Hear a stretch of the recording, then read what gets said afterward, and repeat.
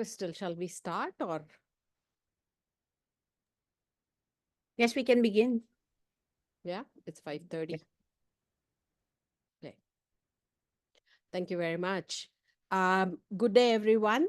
Many thanks for joining us this evening, afternoon, morning, wherever you are, for this exciting webinar as a part of the CGIAR initiative on Seed Equal, and more specifically, the work package that is looking at inclusive access to seed. I'm Ranjita. I lead work package 6. Um, on inclusive access to seed. And I'm a principal scientist on gender and livelihoods based out of IRI, the International Rice Research Institute.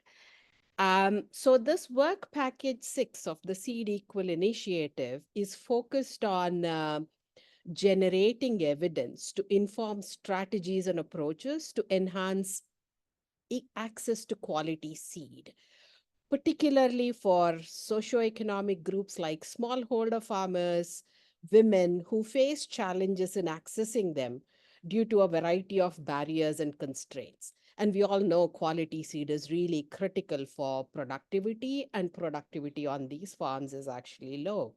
So we are missing out a lot in terms of delivering genetic gains on farmers' fields if we do not reach these groups. But unfortunately, there is a lot of anecdotal evidence, but not a lot of systematic data on who is accessing the seed, both in the formal sector or in the informal sector. Informal sector continues to dominate as the source for smallholder farmers and women for providing access to seed. But then we really do not have any data on what's happening in that sector. Where is the seed being produced? Where is it flowing? Who's accessing it? Similarly, but in the formal sector, we have numbers about how much seed is being produced, how much seed is being taken off, but then we don't know who's actually accessing it, who's using it. So therefore, that remains a big gap in data and evidence. And as we all know, we can't really manage anything that we can't measure.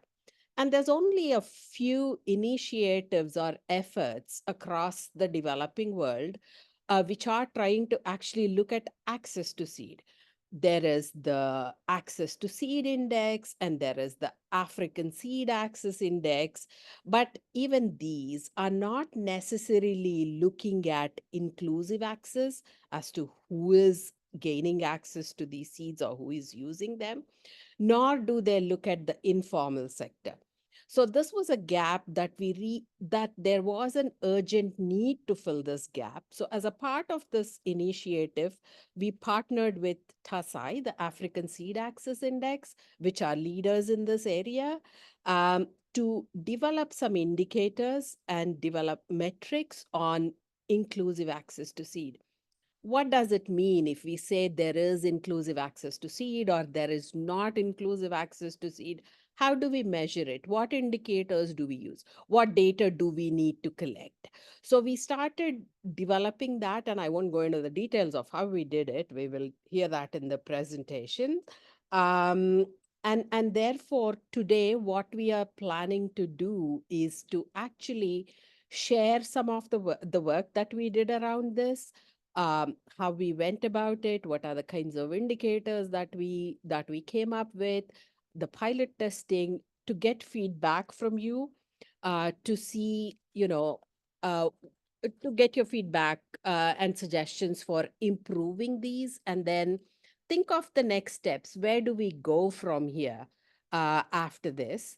So today we have colleagues, partners for the last 3 years from TASAI, Dr. Christina Tahani, who's the executive director of TASAI, Manza Mugoya, who's the program coordinator, and Dr. Miriam Kyotalime, who's a country researcher for TASAI in Uganda, who will be making the presentation and you're answering some of the questions that you might have. So as before I pass on to Krista, I'll just say that as you're listening to the presentation, hold on to your questions, either put them in the chat box or note them down. We will have some time after the presentation uh, to have a quick question and answer session. But we will also open a Jamboard where you can actually write some of your record some of your questions or thoughts, feedback, etc. So yeah, with that, let me invite Krista to take us through the presentation. Thank you very much.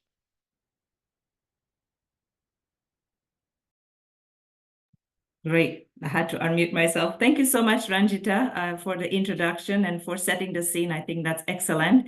I will just introduce myself. As Ranjita said, I'm Christina Tihani. I'm here on behalf of TASAI with my colleagues.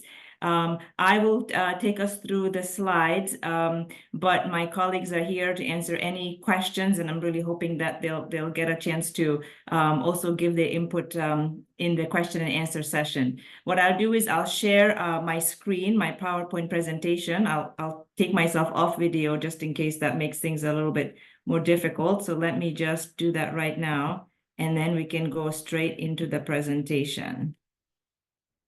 So hopefully you can see my screen because it's telling me I'm sharing the screen. Now I just want to put it on. There we go.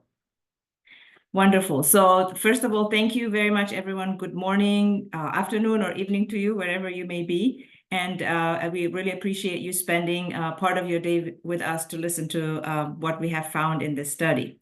So I don't have to go through the introduction too much, I think, because Ranjita just gave an excellent introduction and rationale as to why we wanted to do the study. But I will just say that that a lot of times when we are talking about inclusive access, at least from our research, most of the time sort of the understanding is that inclusive based on gender, so that it's increasing access by women to quality seed, or what we can also call seed of improved varieties.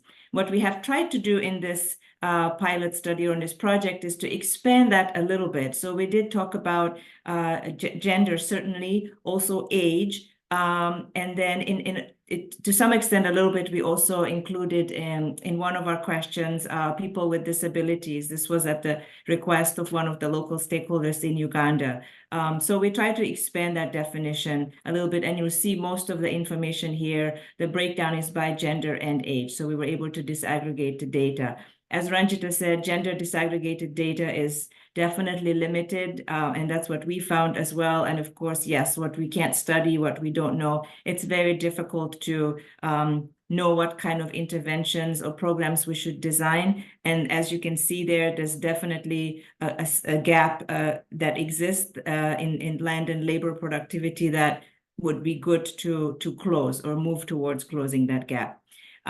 As Ranjita mentioned, I just wanted to mention here that, why TASAI, or what our experience is in this area. So yes, so TASAI has developed a methodology to measure and track indicators. We have a set of 22 indicators that looks at the health of African seed systems. These are sort of national, so country level analysis, and it is an analysis of the formal system. And even though we've worked in 24 countries to date, we do have a lot of information. But as Ranjita pointed out, we have a few questions where we're collecting gender disaggregated data, but gender is not sort of a pervasive feature of the TASAI methodology. So we were really excited to have the opportunity to partner with the Seed Equal project on this initiative.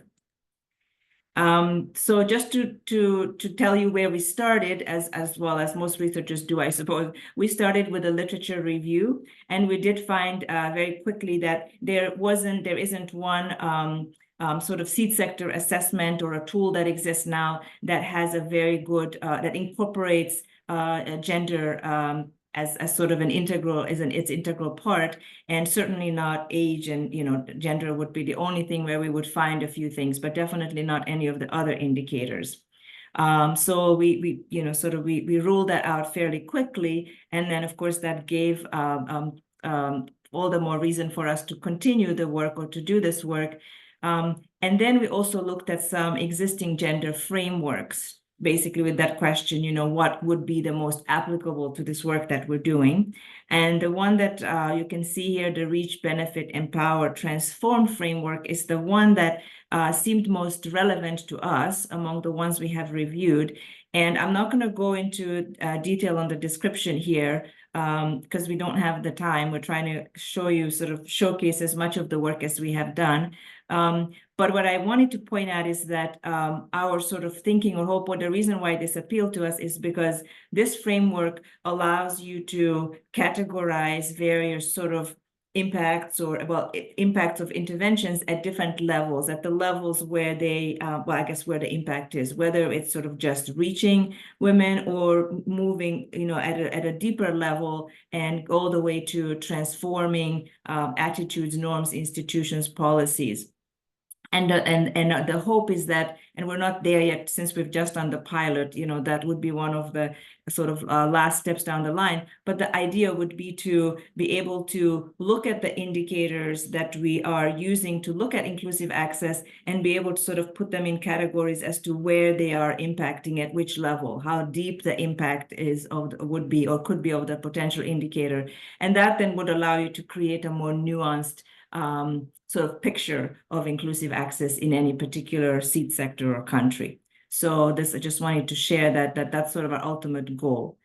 The project timeline, it was roughly a year-long project. So started in January 2023. This was just initially the TASAI team developed the initial set of indicators. And then we wanted to have a stakeholder workshop to validate those, to make sure that we were on the right track. And one of the important outcomes of this meeting was that there was a clear consensus from all the seed sector stakeholders on the ground that we needed to make sure we heard from the farmers' voices, especially the ones that we are particularly interested in, so the women, youth, that we need to hear from them and include their voices in the study. And that, of course, meant that we needed to include some sort of household level data collection. Initially, we weren't sure that we would be able to do that because obviously that's generally a pretty significant investment of time and resources.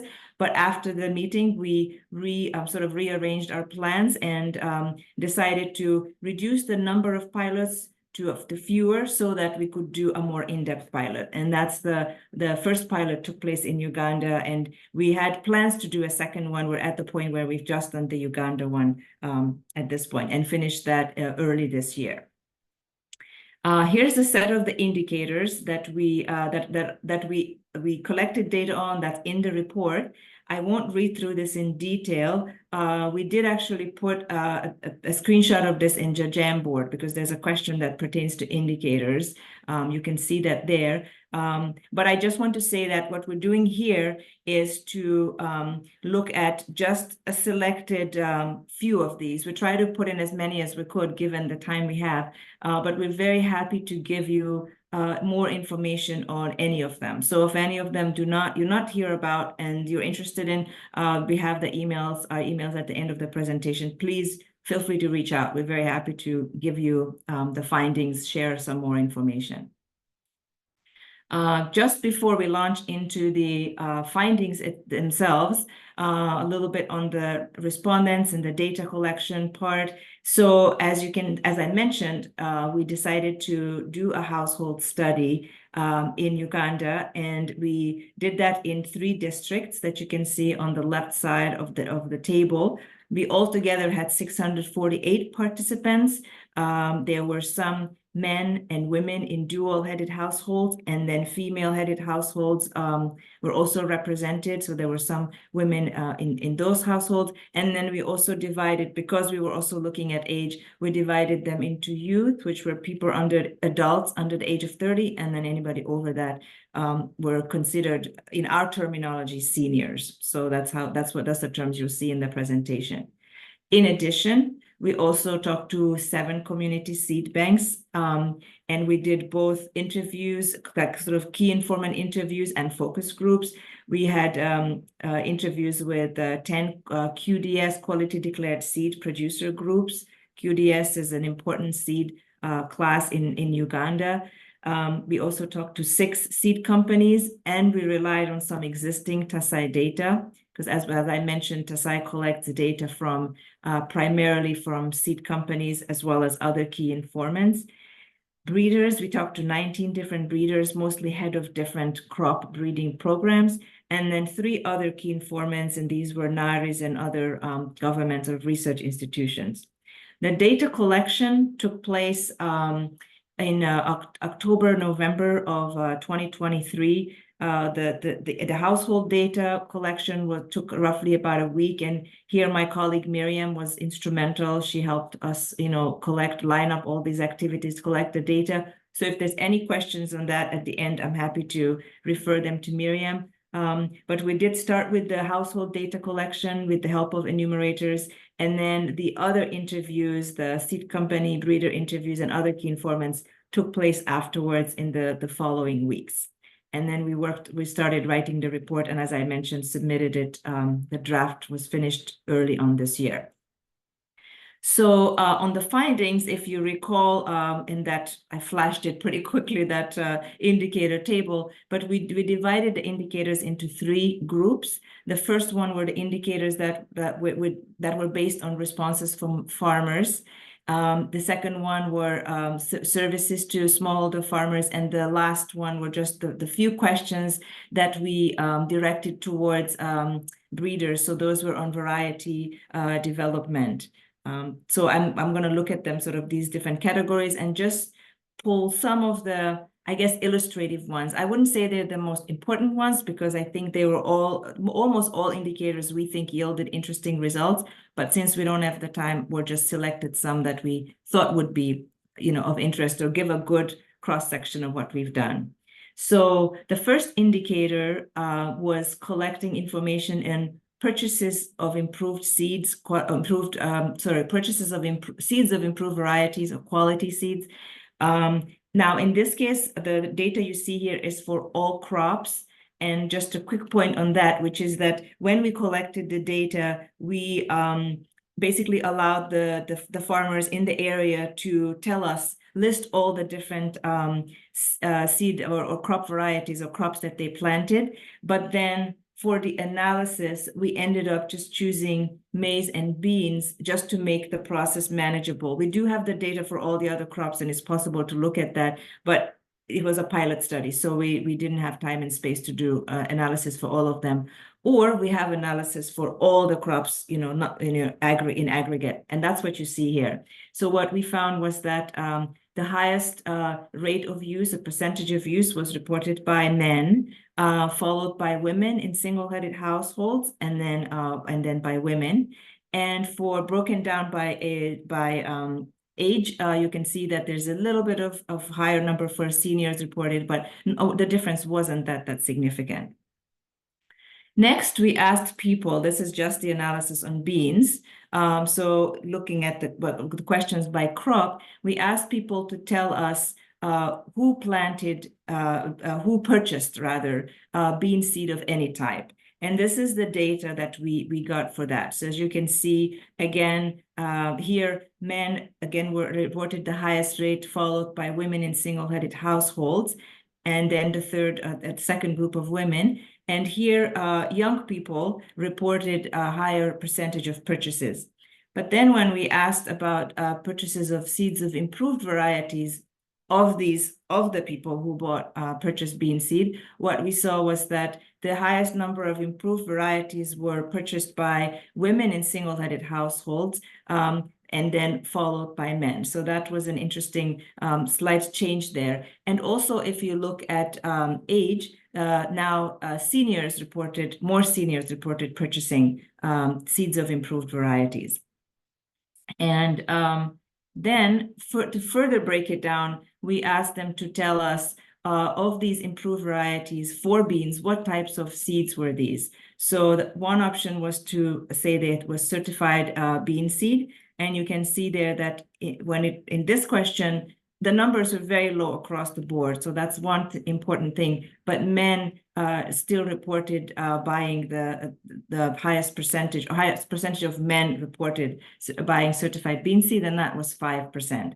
And then when we asked about QDS, not that surprisingly, there was a lot more higher rates of purchases of QDS. But here, the two groups of women showed higher purchase rates. So that was interesting. Although in this slide, we wanted to include the people who said they don't know, because you can see that the numbers are quite high. And so possibly the 70% for men could be 95. We're not sure. And unfortunately, we didn't have a way to go back and figure this question out.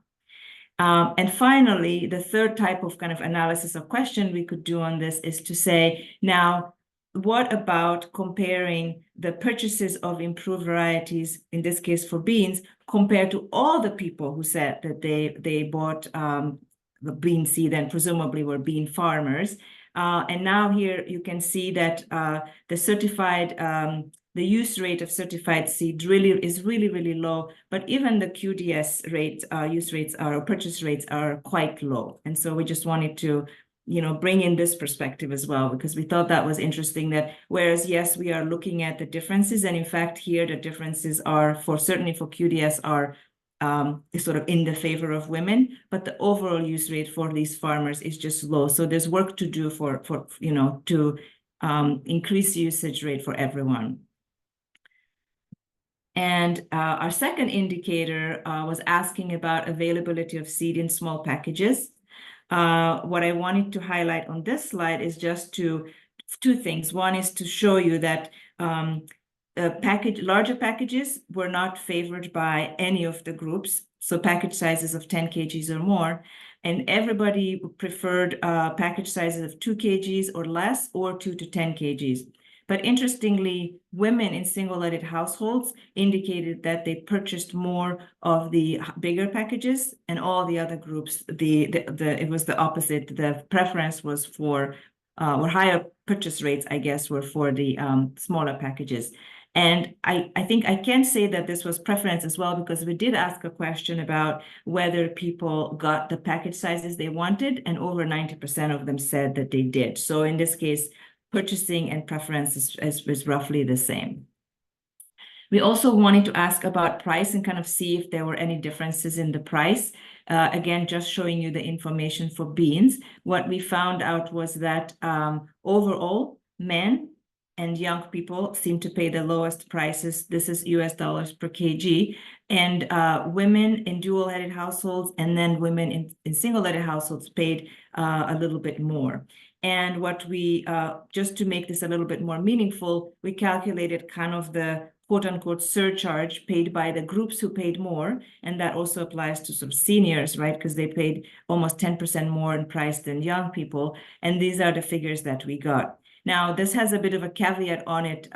When I was discussing the slide with Miriam, she reminded me that what we found out in informal questions is that a lot of times women would ask, especially single-legged households, ask people to go and buy seed on their behalf. And so they're reporting the price that they would pay that person who had gone and procured a seed for them. So these are not necessarily prices at the retail shop that are charged differently for men and women. That's probably an important distinction. Although I'm not quite sure about the explanation for the seniors. That's probably just how the data works out with the people in the respondent group. Indicator 4 is another indicator I wanted to show to you. This was the indicator on exposure to model farmer. And our theory of change was that if we have model farmers, then exposure to model farmers, then people will there's an association between that and use of improved varieties. What we found in fact was interesting. We found that yes, model farmers were somewhat influential, but in fact word of mouth was even more influential. And model farmers were right at the level of like radio and TV ads.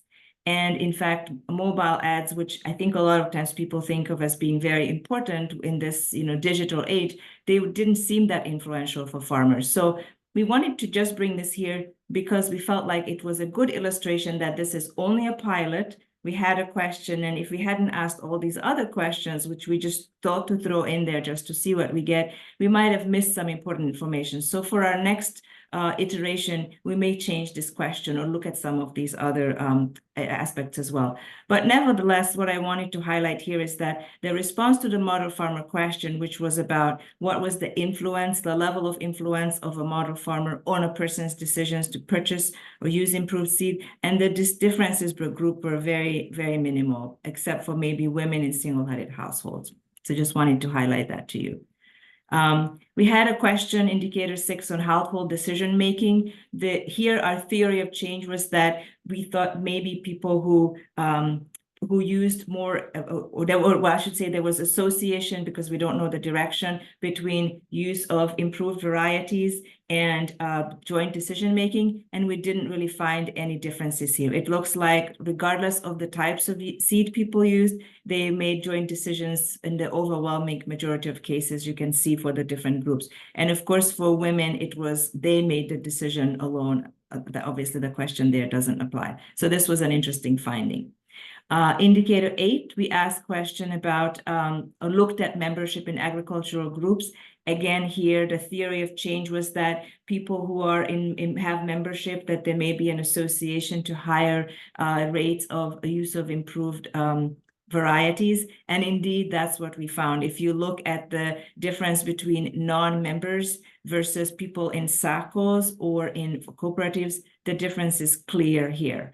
And what you can see is that, in fact, for women, for example, in single-headed households, there's a 100% use rate of a quality seed reported, which was quite high. And even for the other groups, certainly for men as well, but even for women in single-headed households. So this was seems to be a clear connection here. We asked about extension services, in-person and virtual. And again, the question here was, though we don't know the direction of the causal, and there's no causality as such that we don't have enough data to establish that, but association between using, relying on extension services and using improved varieties versus just other varieties, which would be most likely traditional seed in this case. And what we see is a clear indication that those who use extension services, there's higher rates here of improved seed varieties use was reported. And same question on virtual. We see the same trend, but what I wanted to highlight is that you can see that there was a higher use rate reported for extension services in person. If I go back and forth, you can see clearly that, especially for women. For men, the difference was actually the other way around by a small margin, but for women, it was quite a big difference. And so that then raises this question of looking at extension services, whether virtual or in person may be more useful or beneficial.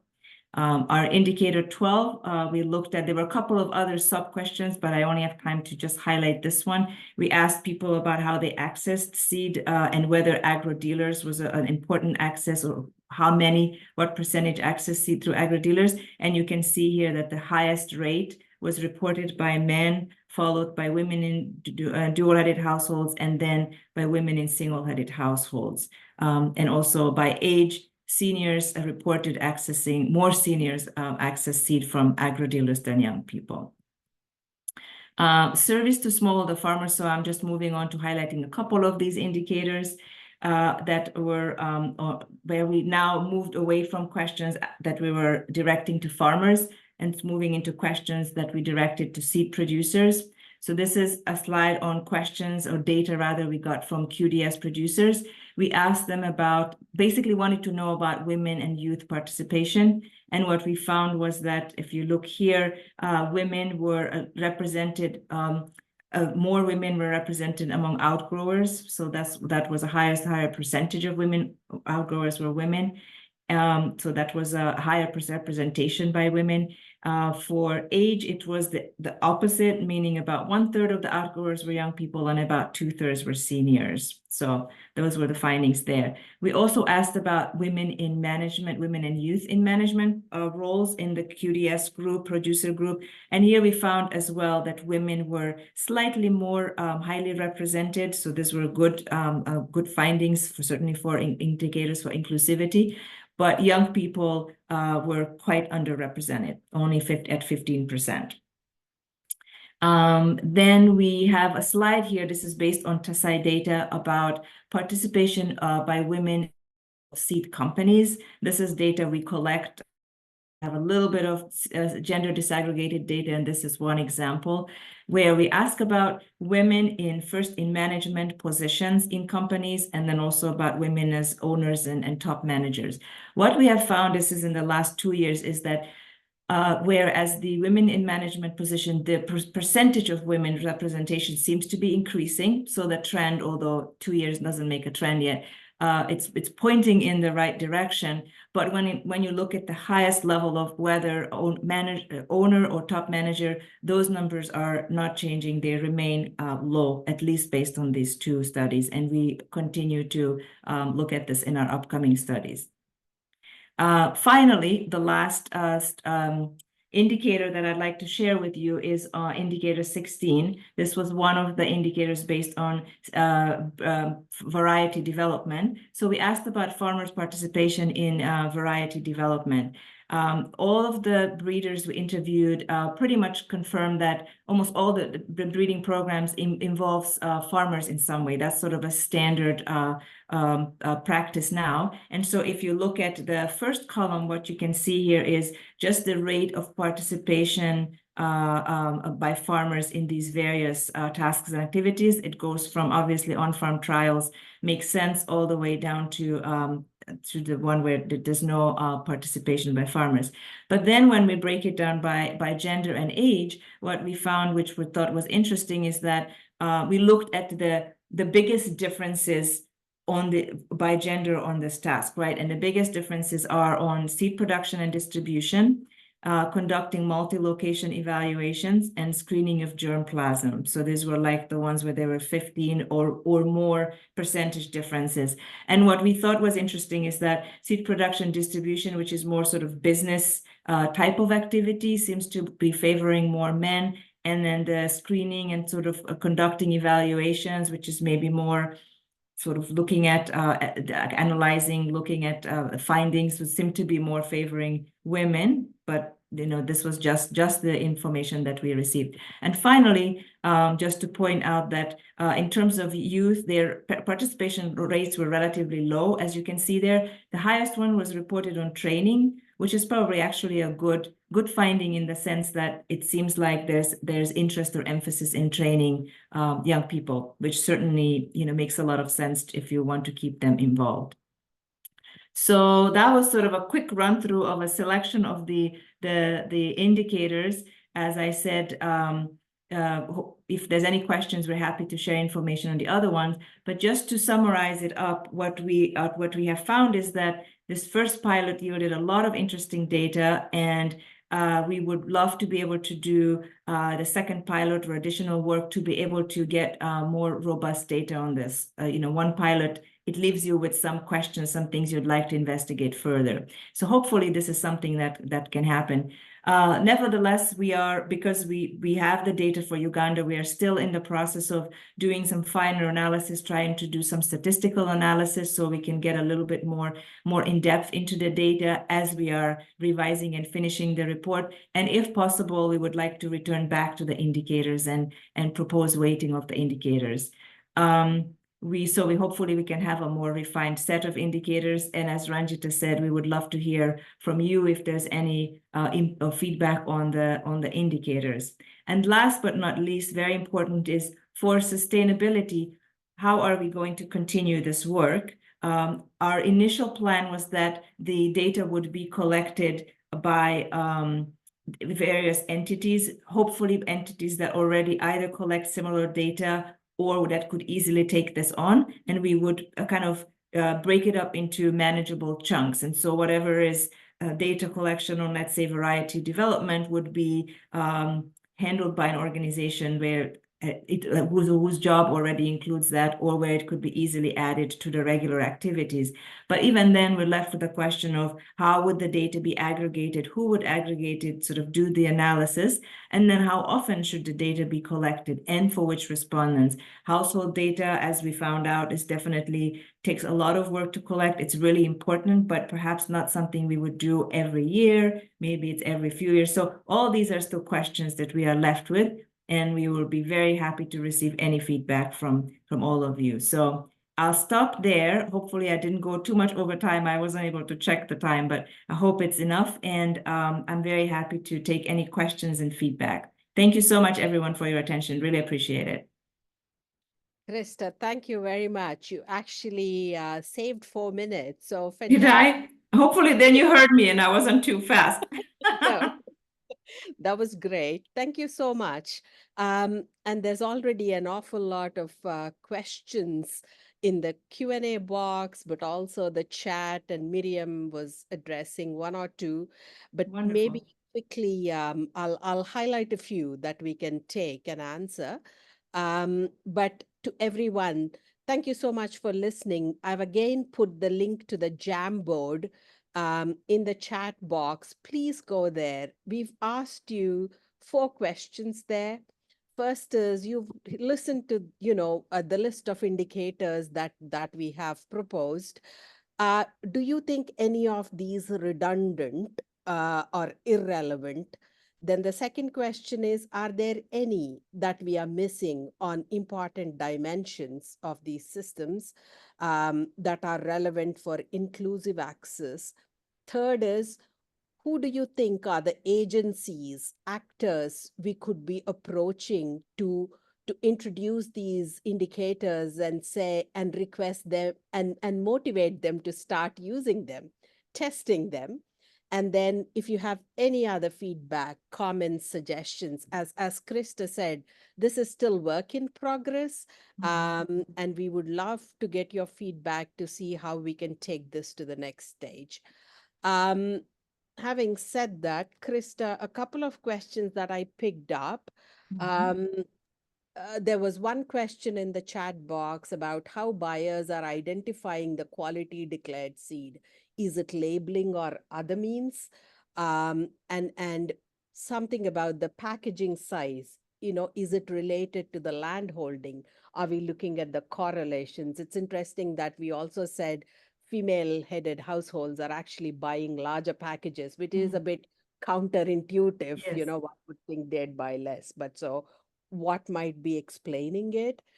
A question on whether vegetatively propagated crops, the tubers, roots, tubers, bananas were included in the study. And why is the youth participation low? And there are a couple of questions both in the Q&A box and in the chat box, whether there is any link between, trying to get access to quality seed, buying quality seed as correlated to their access to markets or commercial orientation of their farms. Thank you. Great. So should we try to answer some of those questions? Because I think we can. And I don't know if Miriam answered any of them, or those are ones that nobody has answered yet? That's right. These are the ones Okay. no one has All answered. right. So maybe Miriam, I think you would probably be best placed to say something about the first one, right? About identification of what was QDS and packaging and right. Yeah, especially since you were there during the field work as well. And if there's any questions around this on our side. Okay, thank you very much, everyone. My name is Miriam Chotalinye, and I'm the TASI researcher for Uganda. Yes, so how do farmers identify QDS? In Uganda, QDS is not sold in agri-dealer shops. Agri-dealers sell only certified seed. So the QDS is sold differently.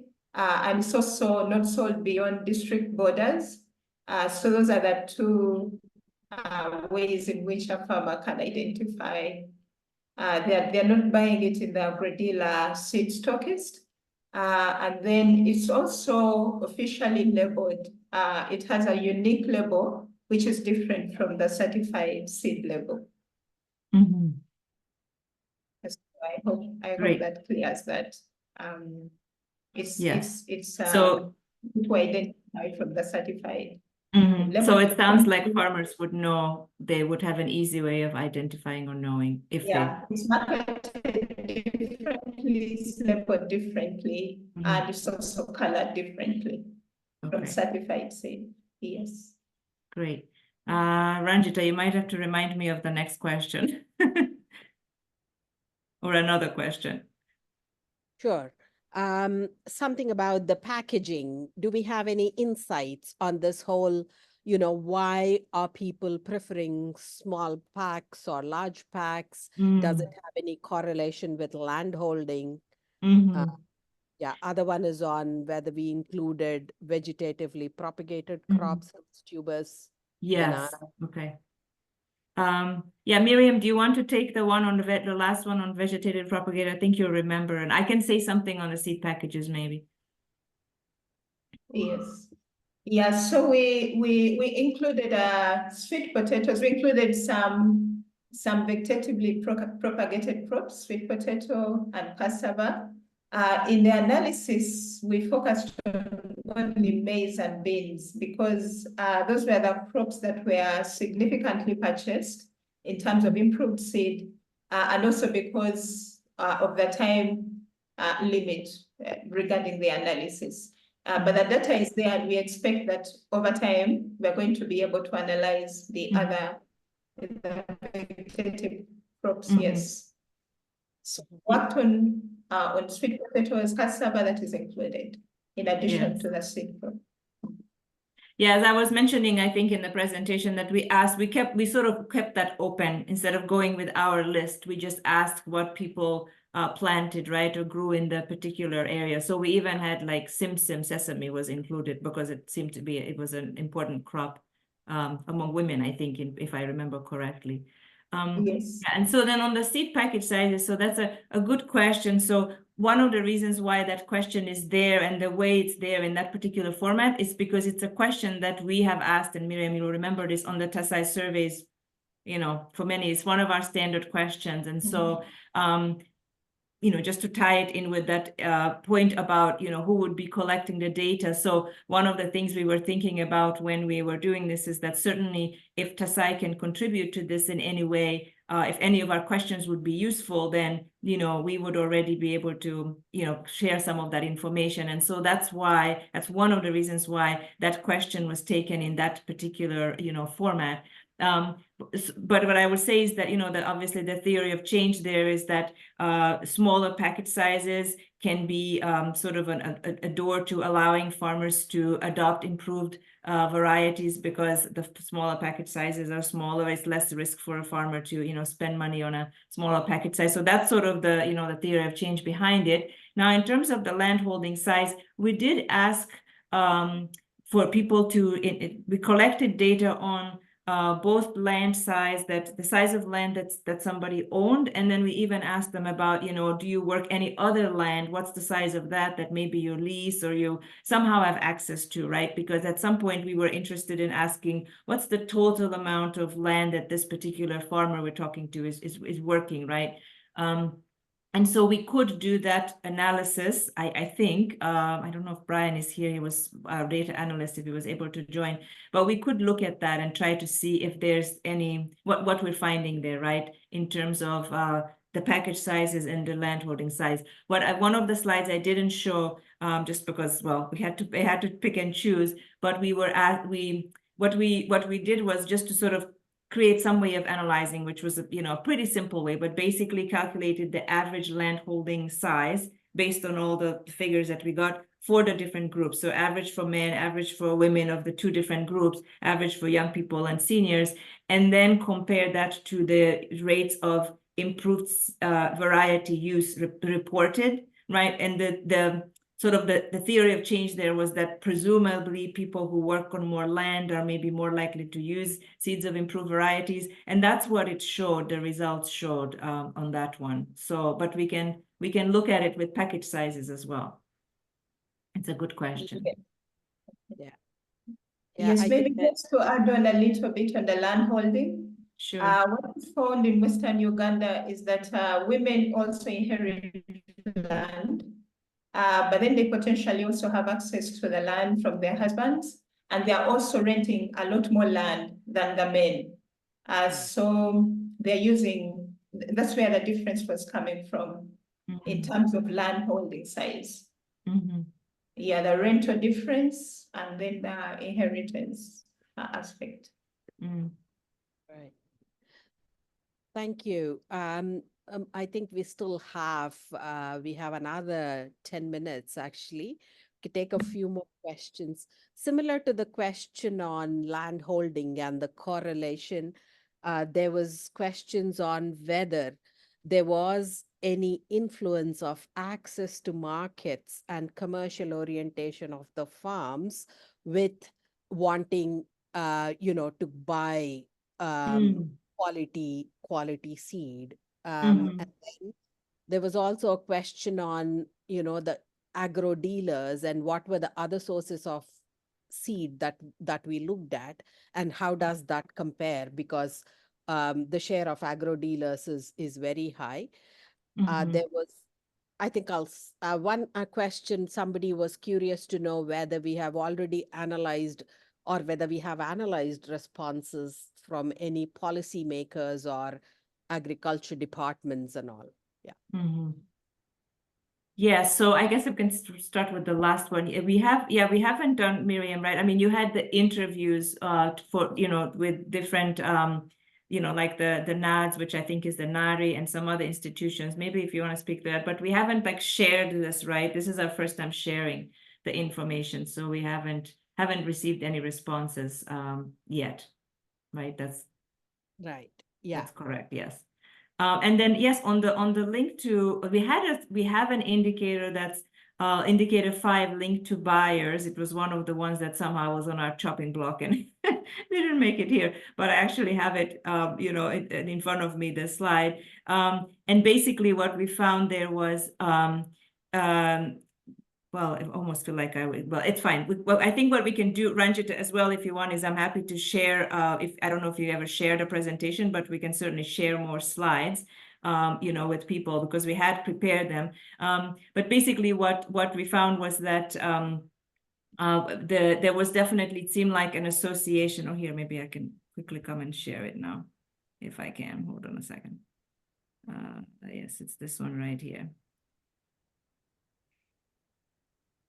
Yes, I think you can see it. Yeah, that's what I'm sharing, right? So we asked this question about the people who had links to buyers and then no links to buyers, and what types of seed they used. And you can see here that the women, so for all the groups where people who had links to buyers, which is the blue, were higher. They reported higher rates of using improved varieties, as opposed to like the flip side of it is if it's traditional seed, sort of other seed, traditional seed, then the higher rates of usage for those seeds are the people who have no links to buyers. So if you look at it like that, in the first column, the two sets of columns, as always, the difference is always in the favor of the seeds of improved variety, or sort of links to buyers or seeds of improved varieties are higher. And it's especially strong for this women in single-headed household to see the difference there from 3 to 70%. So yeah, so we did look at this. Yeah. Great. Thank you. Sure. And then there is, a couple of, okay, I think one interesting question on whether cultural norms were a hindrance for women to access seed. Did we actually look at that in the study? And then a few questions about TASI and a demand. When is TASI coming to West Africa? I'm trying to get them to South Asia, guys. So yeah, let's everywhere. So questions about TASI in the Q&A box. How were the seed companies surveyed? Are they willing to cooperate in specific detailed questions? Something on your dashboard. How was the certified seed being sourced or calculated? So yeah, that's down Okay. your alley. Completely. Yeah. So Miriam, on the culture question, I think that's a really interesting one. I would love to hear your input there, or what you think. And obviously you must have, yeah, I'm sure you have knowledge about this even prior to our study. Yes, thank you very much. We did refine the set of indicators that we looked at, so we did not necessarily go into detail on culture norms. So when you look at what we looked at in the assessment, I think one of the areas where we tried to go in depth was around decision making, and how it's done when it comes to decisions around what seed to buy, what variety to purchase, and so on. But other cultural aspects are related to who makes the decisions on the marketing, and so on. We did not really go into depth on this. But we do have a lot of qualitative data that we are also planning to analyze and make a contribution towards that. How exactly do cultural norms impact on access to seed? Yes. Yes. Yes, I was just going to add to that, Miriam, because I'm recalling, I mean, this is the challenge when you have to condense something into such a short time. And even the report, right, that we had focus group discussions, and there was lots of interesting information coming from there. And I recall reading when I was looking at the transcripts that there was definitely discussion around sort of the involvement of women and participation by women, and and our sort of women participating as much as men, or are there some things that are kind of holding them back? And there were some of those questions around. I think maybe more so in the seed producer groups, like in those, I don't know if you recall those questions at all. I feel like there was some information, so we can definitely look at that and try to highlight some more of that. And then the questions around Tasai. So yeah, so Tasai, we have done some work in West Africa.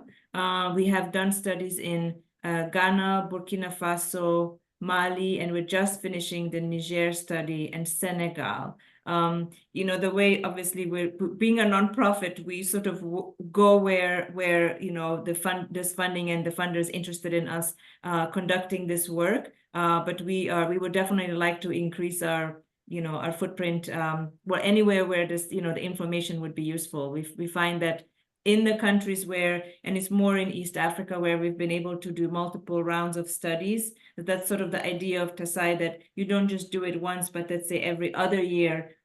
If you're able to go back and collect the data, then over time you start seeing some changes and some trends. And so, for example, our studies in Uganda, Miriam can attest to this for sure, and Kenya, we've done at least 4 or 5 rounds of studies. So that's close to 10 years of data collected. And so you can now start seeing if there was some intervention, like in Kenya, I know they have the kind of the security labels, those scratch-off labels on seed packages. That was introduced at some point. And then, in subsequent studies, you can start seeing whether there's more higher rates of satisfaction. One of the things that we do with Ask Seed companies is we use the Tasai study as also get their sort of opinion on where things are, how the government is doing on various issues, such as counterfeit seeds and, combating that challenge. And so you can start seeing rates of satisfaction increasing as a result of some of these things. And then the question about the seed companies, yes, so it's not always easy to get the data, especially we find in countries where we're going for the first time and people don't know Tasai, it is difficult. We do have, confidentiality agreement, no disclosure agreement, and we don't publish any data. That we only publish the data in aggregate. We promise that it's never recognizable. You can't recognize the individual company, but it's just, a lot of it is just building out those relationships. We work with local researchers like Miriam. I mean, you can maybe speak to this, Miriam. You build up that relationship and try to get their confidence to tell them that this is, what we're doing is going to benefit everyone. And we are certainly very careful with the data. I don't know, Miriam, if you have anything to add to that. Yeah, I think you've been very succinct on that. Yeah, we have kind of developed a relationship with the seed companies. We are very explicit in terms of ensuring their confidentiality with the data, because that can be an issue. But from the very start, we share the confidentiality statement from TASI Inc. And from experience, they know that this data is actually published in the aggregate. Yes. Yeah, but it is something that we encountered, like I said, especially in new countries, or even in some countries where we go for the second or third time, but then that question of like, what are we getting out of the, comes from the seed companies. It's, they're busy, they have other work. What are we getting out of this? And so there, I think part of it, our job too, and hopefully, decision makers' job to try to really use the data, and then for us to try to communicate that, yes, that your input matters. This is delivered to, hopefully people who can make a difference, because of course TASI doesn't do the implementation, but we try to get it to the right source, the right channels, the information. Thank you, Krista. Thank you, Miriam.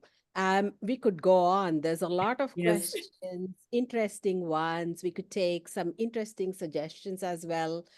Somebody saying, please do include fodder seeds as their demand has grown. And I think that's cool. A lot of requests to asking us to share the presentation. Yes. The study, so we can share the longer version of this presentation. There's only so much one can present in 30 minutes. And this is work in progress. There's an awful lot of data that we still need to work through, but we will share a longer version of this presentation with all the participants, those who have registered. But as we finalize the report, and then as we analyze more data, we'll keep sharing this with you. But please do, I have seen that, and we will. Sorry, we were also not able to answer all your questions, but we've taken note of those questions. We'll try and answer them. Maybe send out an email to all the registered participants with some of the questions that we couldn't answer, with the responses. And I've seen that no one has really done input, given any inputs into the Jamboard. But that's an experiment that doesn't seem to have worked, but it is easy to use. It's quite intuitive. We will keep it open for the next 2 days as you digest and absorb what you have heard, and as you think about it. If you want to say something, please do go there and post your thoughts and feedback on that. So with that, I thank you all, and then I pass it to Ajay. I'm hoping he's around. Ajay Panchbai, who's organizing this seminar series on behalf of the Seed Equal Initiative, to wrap this up. And thank you for giving us this opportunity. Absolutely. Thanks so much. I just want to say on our behalf as well, we really appreciate it. I appreciate everybody's being here. I did, hopefully that screen is showing, I put the 2 emails for myself and Miriam, and please, people also feel free to contact us, but we'll definitely share the presentation and can take comments by the Jamboard as well. So thank you very much. So thank you, Dr. Tihani, and thanks, Dr. Miriam, as well. And Anjita, thanks to you for getting Tihani to deliver such an exciting webinar. I mean, this is very interesting, really. I saw many points which are truly cross-cutting.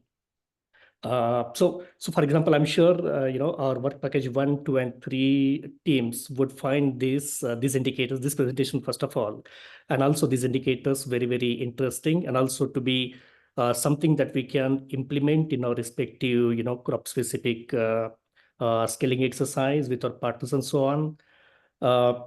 So also I noted that most of these indicators are coming from the formal seed sector across maybe 24 countries.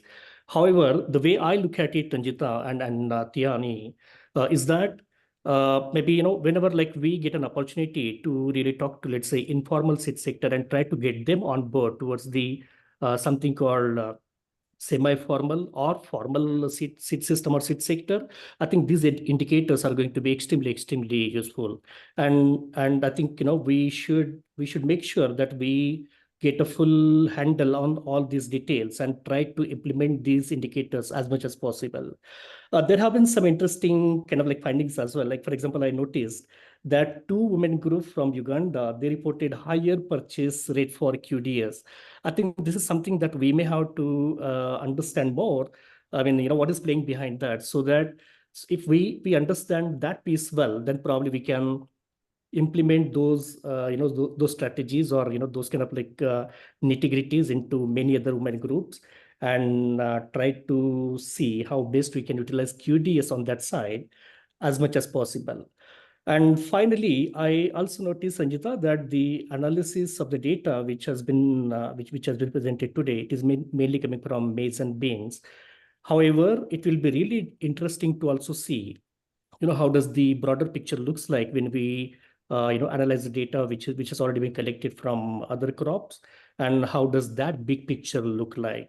And as that comprehensive picture, then what is it that we can take as a cross-cutting learning for work package 1, 2, and 3. So yeah, I think many interesting findings, Tihani, Miriam, Ranjita, and this sounds very, very interesting, as I mentioned already. And I would like to close here by one more time by thanking Ranjita, Tihani, and Miriam. So thank you so much again, and looking forward for the more analysis and more data. Thank you, Ranjita.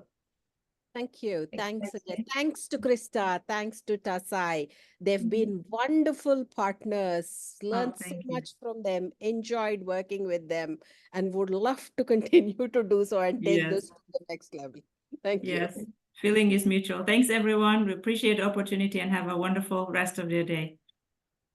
Thank you, everyone. Thank you, everyone. Thanks. Thank you, everyone. Thanks, Yeah, Miriam, bye-bye. as well. Thank you.